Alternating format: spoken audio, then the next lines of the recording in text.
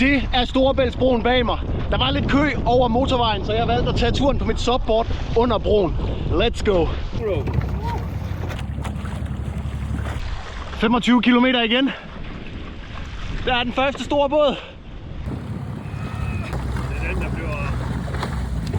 Jeg kan allerede mærke det selvfølgelig. 20 km igen. Jeg får lige en lille morgensnack herude midt på Storebælt, mens folk fræser forbi deroppe. 10 km igen. Der bliver bølger, der bliver strøm, der bliver masser af vind. Stilheden før stormen. 8 km igen. Vi er nået til sejlranden. Der er trafik herude, og der er masser af bølger, så det her det er den del af turen, hvor man skal holde tungen lige i munden.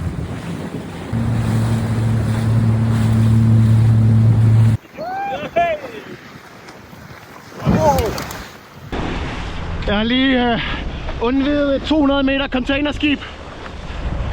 Der føler man sig altså rigtig lille. –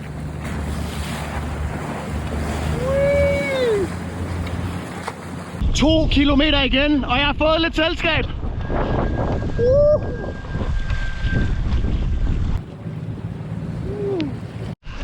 500 meter til mål, og jeg har fået endnu mere selskab.